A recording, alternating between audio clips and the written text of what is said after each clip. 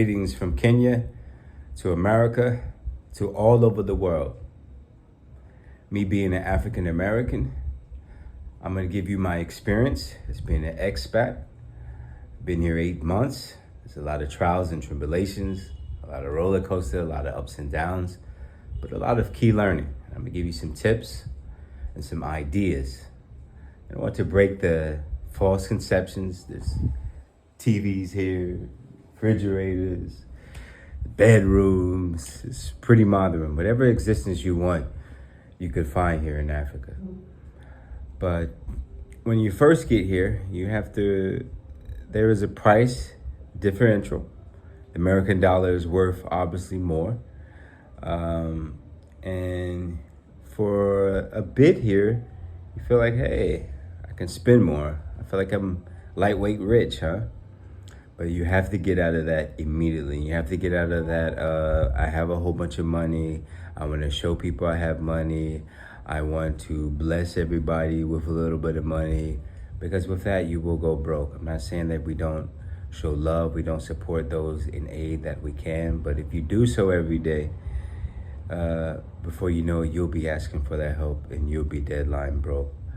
To have a plan, to have a backup, B, C, possibly D if you have, and to coordinate with somebody on the ground to try to find another SBAC like myself who can give you some advice here on the ground, who can help you find the apartment. When I first came to apartment here, most Kenyans may pay 1 month's rent, right?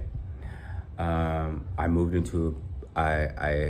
came to move into a place. I was walking around all day. You talking about Matwapi heat here in Kenya. I'm talking about after 10 minutes, I need to drink a liter of water. It was that hot. It was profuse. So we said, okay, let's get an agent. We got an agent, and the agent goes around to show you locations. They showed me 3 different locations. They put me in the tuk-tuk. I got in that tuk-tuk. They drove us around the 3 locations, and you wanted to choose one. So I did choose one.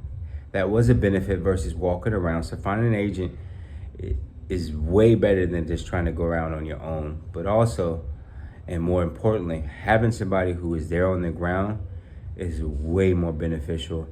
They won't give you those American English Mzungu prices like I got, because I ended up paying $10,500, which is high for a bed sitter here in Kenya, and then I had to pay 2 months rent, $2,100. Thing about the rent here, when it's time to leave, you have to beg to get your money back. You have to say, oh, somebody's sick in my family. Oh, my grandma needs medicine. Oh, my dog died, just to get your own money back. Get that? That's crazy, right? You have to beg for your deposit. Not saying that there's holes in the wall and make it up. No, they just make you beg for your deposit, which I had to do. I had to beg maybe a month and a half to get half of the deposit back, and it wasn't even half. It was less than half, but I was grateful that I even got that back. So if you come here and you don't work with somebody on the ground, you're paying 2 times rent. And when it's time to move and you want to go somewhere else, you're not even getting that back. Don't even expect to get that back. That's the craziness about it. So you just got to know the game. Kenya is a lovely place, a beautiful place, a welcoming place, a place where the people make you feel like you're home day one. But money is an issue, and money is an issue probably everywhere, but money here is just something, if you're not paying close attention to, you will become a vacuum to society. You will become an ATM, a walking cash register. You'll be giving all your money away before you properly know how to spend it. And like I said, charity shall cover the multitude of sins. Once again, charity shall cover the multitude of sins. But you cannot help everyone and forget about yourself. And like Jay-Z says, you can't help the poor if you're one of them. So I wanted to come here to tell you that, hey, take your money. Do not think that your money is going to last forever here. You can easily go, you can be at bars, you can buy money here and there. What happens is you make that adjustment quickly to your mind. You're spending, your friend wants something, the nice girl who came and saw you want something, the gentleman over there wants something, and you just spending, and there's nothing to show for, okay? I recommend if you come here, you try to work first on something that's gonna get you residuals back from your investment versus making investments or making purchases that have no value to the money that you invested into. There's nothing that's gonna be returned. It's not a living, breathing commodity that was going to be reciprocated to you. It's something that once you use it, it's expunged, it's over, it's done. Okay? But if you want to find a proper apartment like you find in America, those are here. If you want to live in the village, that is here. You want to live extra classy, you can. You want to live like, I want to feel like I'm in Africa, and I want to feel like I'm way back in the day, you can live like that. There's so many experiences here. And there's nothing that will stop you from that experience. The only thing that will stop you from that experience is yourself and your lack of knowledge. So what I want any aspect to do, come here. 1, try to connect with somebody who's already here. 2, take the time to embrace the culture, understand it, and to tread slowly on your wallet and your spending. Understand what's going on in society, what it takes to make it in society before you overindulge your wallet. That's one of the biggest things with me. I'm spend.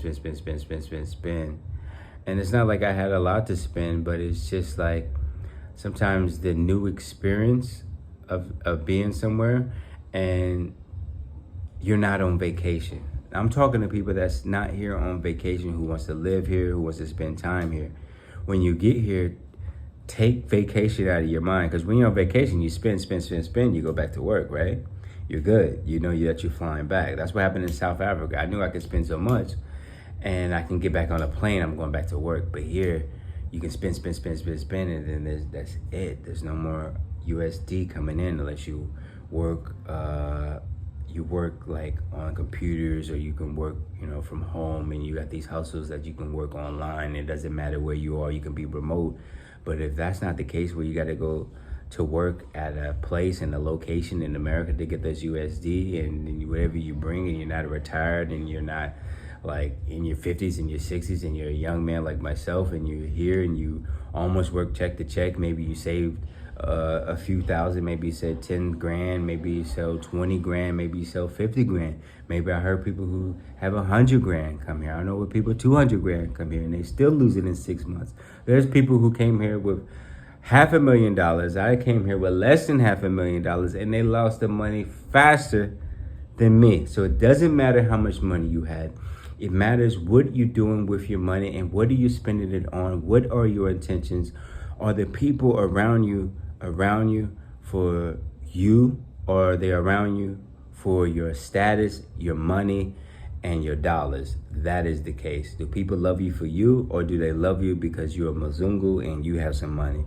And you got to figure that out quickly. Everybody isn't your friend. You should already know that. But when you come back to some place, especially homeland, being an African American, when you come here, you want to be accepted, you want to be loved, you want to be generous, you love a status quo, you love to be propelled, you're American, damn it, you want to feel like, hey, I'm here, I'm arrived, yes, I'm this, I'm that, I can do this, but you have to get out of that quickly. The best way to be of help is to take your money and wisely invest into business, into commerce, and to be able to help stimulate the economy around you, and to show others the best way and example to be in the economic status, and not be a person that's just there to engage in parties, and just everything is about sex, and everything's about using, and everything's about non-morality cases. Nothing's about the actual people and learning about what it is to be African, and the people, the love, the relationships, the kindness of our hearts, the real growth and understanding. All of that is something that I want to ingest and digest, not how can I sex you out? How can I be a deviant to you? How can I get drunk? How can I get high? How can I escape life? No, I came to Africa for a life. And you have to remember that. Because you come here and you're thinking, hey, I'm going to be focused, I'm going to be focused, I'm going to be focused. But just like here and everywhere else, there's plenty of distractions that can be made. And if you choose to go down that route of distractions, best believe you're going to be able to receive them. So this is just part one. I want to give people to tell them about my experience. And I'll be going in so much more about my experiences, the do's and the don'ts. But anyways, y'all stay blessed. Peace for now.